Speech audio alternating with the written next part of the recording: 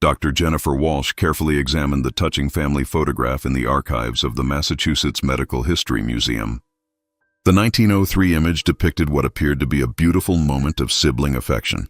Two young boys posed together in an elegant Victorian parlor, the older brother's arm wrapped protectively around his younger sibling. The photograph had been donated as part of a collection from the estate of prominent Boston physician Dr. Harold Brennan, who had practiced medicine in the city during the early 1900s.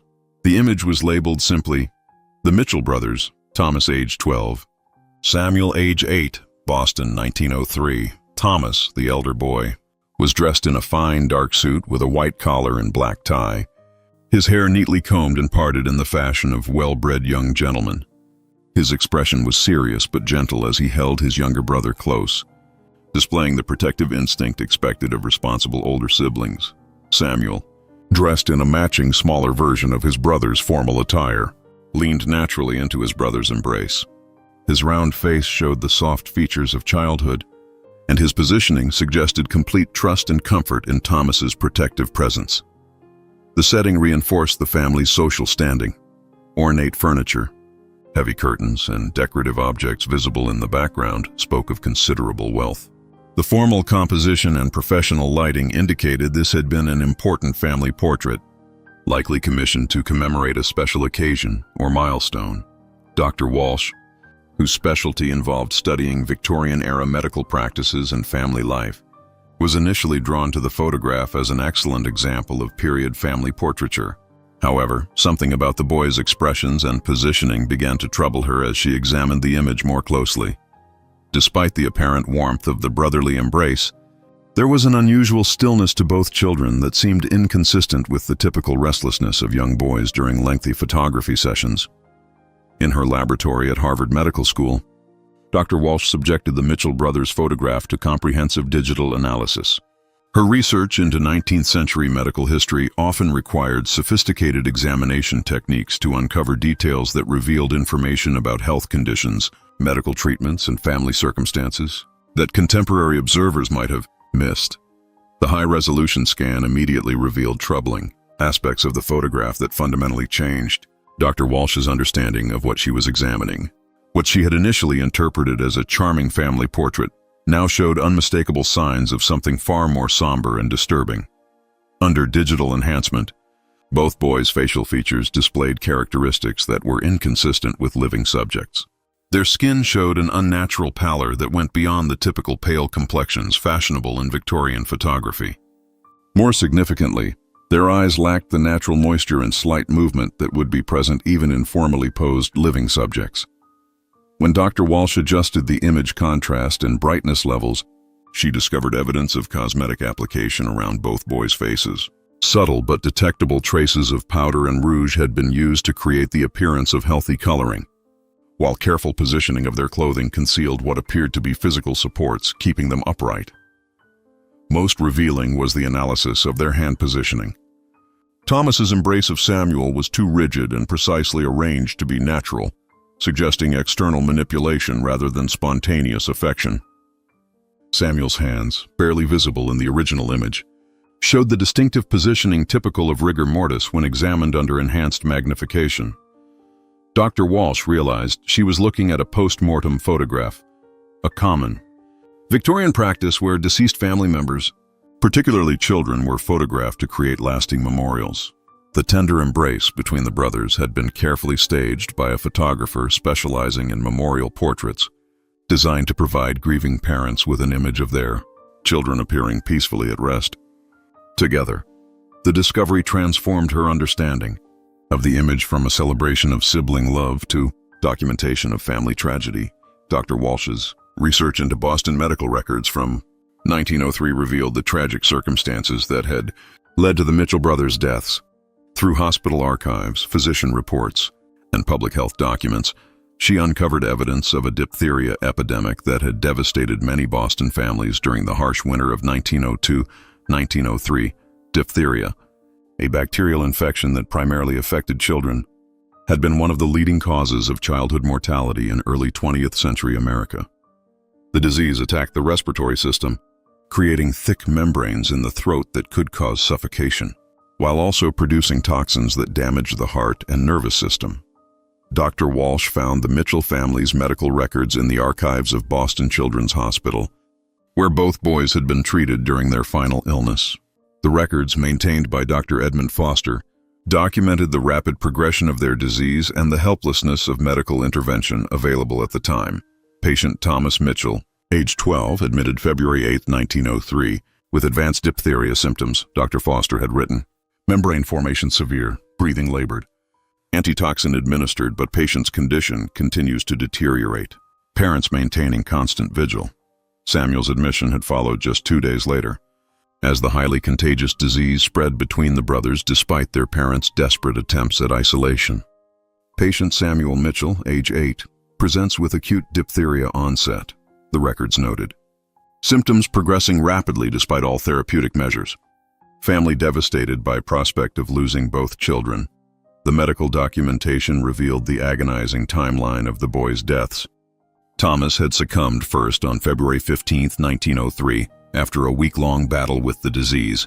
Samuel had died just 2 days later, on February 17th, his weakened constitution unable to fight the infection that had already claimed his beloved older brother. Dr. Walsh discovered that the 1903 diphtheria outbreak had killed over 200 children in Boston alone, making the Mitchell family's tragedy part of a larger public health crisis that had overwhelmed the city's medical resources and left countless families grieving the loss of their children. Dr. Walsh's investigation led her to research the specialized field of post-mortem photography, discovering that the Mitchell brothers' portrait had been created by Augustus Hartwell, one of Boston's most skilled practitioners of memorial photography. Through business records, advertising materials, and correspondence found in photographic archives, she learned about the delicate artistry required to create dignified memorial portraits. Post-mortem photography had emerged as a crucial service for grieving families in an era when childhood mortality rates were tragically high and photography was still expensive and rare.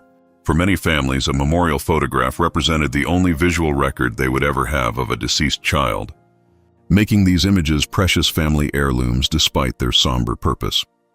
Hartwell's business records showed that he had been contacted by the Mitchell family on February 18, 1903, just 1 day after Samuel's death.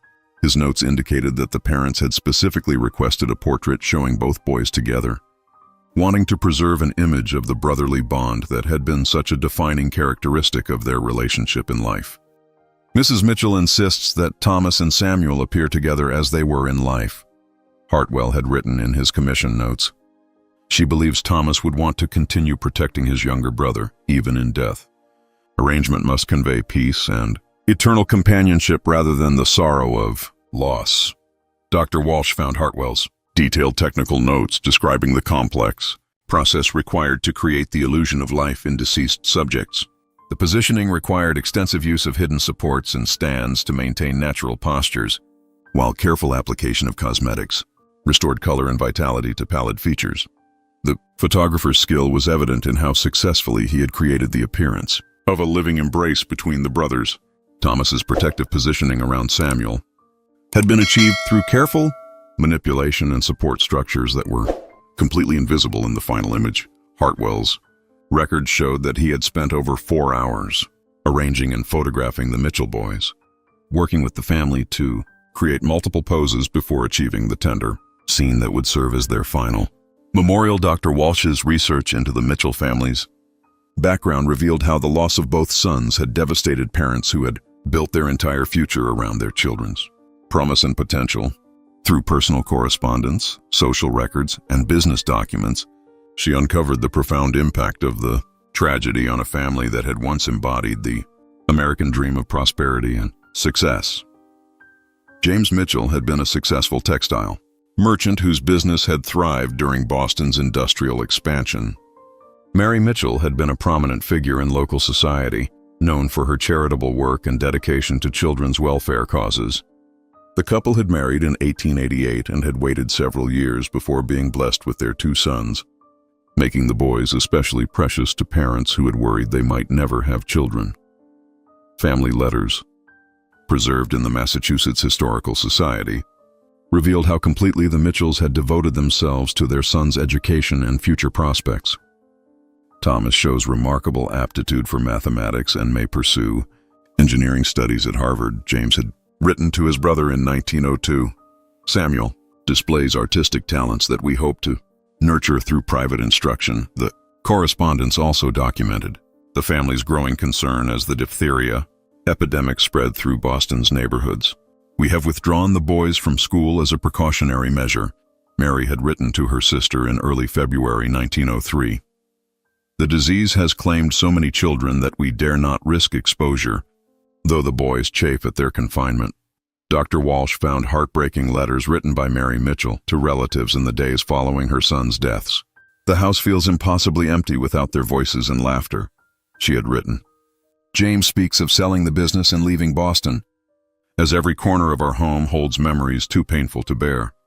The decision to commission the memorial photograph had been Mary's idea, according to family correspondence. I cannot bear that our last memory of the boys should be their suffering, she had explained to her sister. Mr. Hartwell assures me he can create an image showing them as they were in health and happiness, together as they always preferred to be. Dr. Walsh's investigation revealed how the Mitchell family's memorial photograph reflected broader Victorian attitudes toward death, childhood, and the importance of preserving family memory in an era of high mortality rates.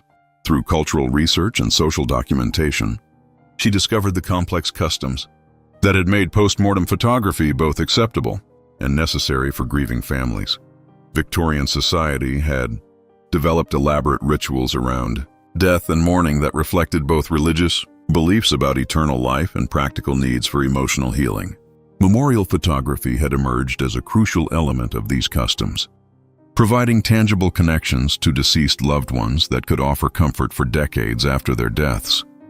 The practice had been particularly important for families who had lost children, as Victorian culture viewed childhood death as especially tragic due to the perceived innocence and unfulfilled potential of young victims. Memorial photographs of children often emphasize themes of peace, angelic beauty, and eternal rest that aligned with religious teachings about heavenly reward. Dr. Walsh found contemporary writings by grief counselors and religious leaders who had endorsed memorial photography as psychologically beneficial for bereaved parents. A skillfully crafted memorial portrait can provide solace that words cannot offer, wrote Dr. Margaret Thornton, a prominent Boston physician, in 1903. Such images allow parents to remember their children in dignity rather than dwelling on the suffering of their final illness. The Mitchell family's choice to photograph both boys together reflected Victorian beliefs about family bonds that transcended death. Contemporary mourning literature emphasized that loving relationships continued in the afterlife, making it natural for parents to want their children depicted together in eternal companionship. Dr. Walsh discovered that the formal clothing and careful positioning in the photograph served specific memorial purposes. The boys' finest garments symbolized their parents' love and respect, while the peaceful expressions created through photographic artistry suggested that death had brought release from suffering rather than tragedy. The portrait's setting in the family's elegant parlor rather than a photography studio emphasized that this was a private family moment rather than a commercial transaction, reinforcing the intimate nature of memorial photography as a form of personal healing. Dr. Walsh's research revealed how the memorial photograph had become a central element in the Mitchell family's grieving process, serving as both comfort and painful reminder of their devastating loss. Through personal correspondence and social records, she discovered how the image had shaped the family's efforts to rebuild their lives after tragedy. The photograph had been prominently displayed in the Mitchell family parlor, where Mary Mitchell would often sit gazing at the image while working on needlepoint projects dedicated to her son's memory. Family visitors noted that she spoke to the photograph as if the boys could hear her, sharing daily news and expressing her continuing love for her deceased children. James Mitchell's business correspondence from late 1903 showed how the loss had affected his professional life. I find myself unable to concentrate on commercial matters when my thoughts constantly return to my beloved sons, he had written to a business partner. The photograph Mr. Hartwell created provides some comfort, but also serves as a constant reminder of what we have lost. Dr. Walsh found evidence that the memorial photograph had played a role in the family's decision to become involved in public health advocacy. Motivated by their personal tragedy, the Mitchells had donated substantial funds to diphtheria research and had lobbied for improved sanitation measures in Boston's poorer neighborhoods where the disease spread most rapidly. "We cannot bring back our dear boys," Mary Mitchell had written in a letter to the Boston Board of Health. "But perhaps their deaths can serve a purpose if they inspire measures that protect other children from suffering the same fate."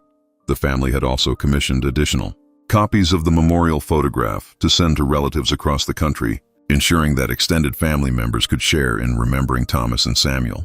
These copies had become treasured family heirlooms, passed down through generations as evidence of the boys' short but meaningful lives. Dr. Walsh discovered that the original photograph had remained in the Mitchell family until 1967, when the last surviving relative had donated it to Dr. Brennan's medical collection as part of an effort to preserve historical documentation of childhood diseases and their impact on families. Dr. Walsh's investigation placed the Mitchell brothers' deaths within the broader context of early 20th century public health challenges and medical limitations that made childhood mortality a constant threat to American families. Through epidemiological research and medical literature, she revealed how their tragedy reflected larger patterns of disease and social vulnerability. The 1902-1903 diphtheria epidemic had been particularly severe due to overcrowded urban conditions, poor sanitation systems, and limited understanding of bacterial transmission. Boston's rapid industrial growth had created dense neighborhoods where infectious diseases could spread quickly among children who had not yet developed immunity. Medical treatment options for diphtheria had been severely limited despite recent advances in understanding the disease. Antitoxin therapy, introduced in the 1890s, could be effective if administered early. But many families delayed seeking medical care due to cost concerns or hope that symptoms would resolve naturally. Dr. Walsh found that the Mitchell family's experience had been tragically typical for the era. Hospital records showed that entire families often lost multiple children to infectious diseases within days or weeks, creating community-wide grief that overwhelmed traditional support systems. The economic impact of childhood mortality extended beyond immediate family grief. Families like the Mitchells, who had invested heavily in their children's education and future prospects, faced not only emotional devastation but also the collapse of long-term financial and social plans built around their children's expected contributions to family prosperity. Dr. Walsh discovered that post-mortem photography had emerged as a crucial psychological adaptation to high childhood mortality rates. In an era when most families expected to lose at least one child, memorial photographs provided a socially acceptable way to process grief while maintaining connections to deceased family members. The practice had been particularly important for middle-class families like the Mitchells, who had the financial resources to commission professional photography but lacked the extensive family networks that might have provided alternative forms of memorialization and emotional support. Dr. Walsh's research into Augustus Hartwell's career revealed how the memorial photograph of the Mitchell brothers had been part of a larger body of work documenting the impact of childhood mortality on American families. Through business records, surviving photographs, and contemporary reviews, she discovered the artistic and social significance of memorial photography as a distinct professional specialty.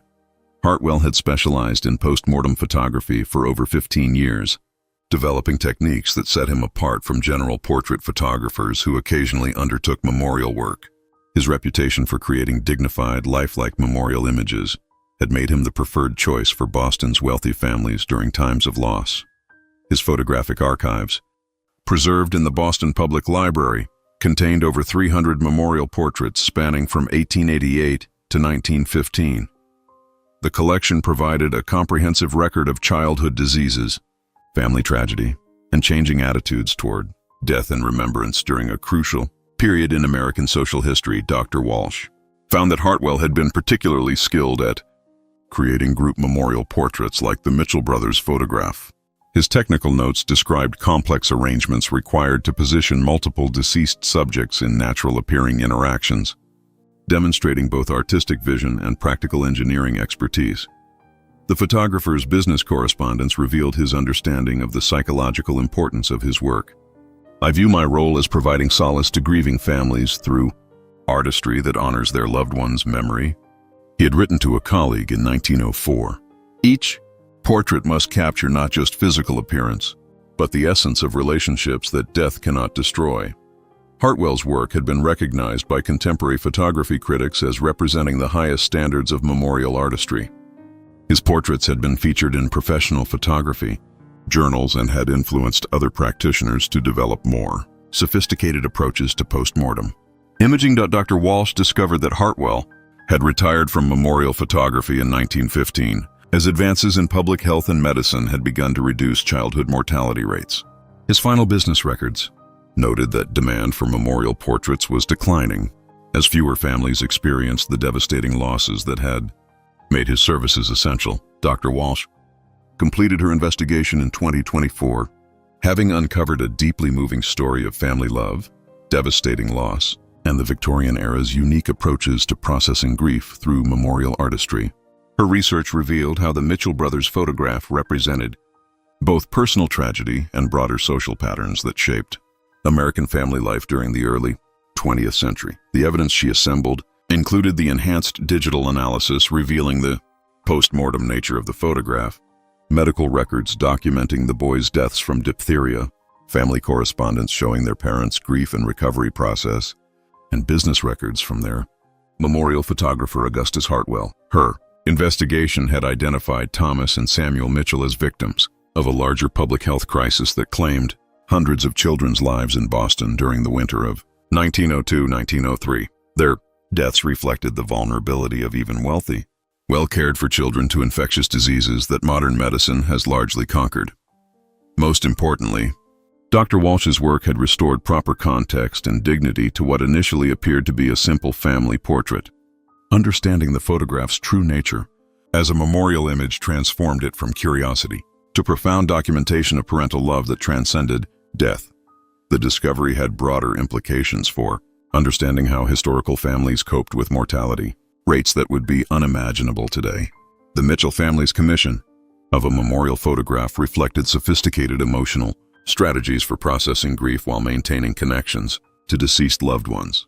Dr. Walsh published her findings in the Journal of Medical History, titling her article, "Eternal Embrace Post-Mortem: Photography and Family, Memory in Early 20th Century America." The research included the enhanced digital analysis alongside comprehensive documentation of Victorian memorial customs and their psychological functions. The original photograph now hangs in the Massachusetts Medical History Museum as part of an exhibit about historical childhood diseases and their impact on American families. A memorial plaque honors Thomas and Samuel Mitchell and the hundreds of other children who died in the 1902-1903 diphtheria epidemic.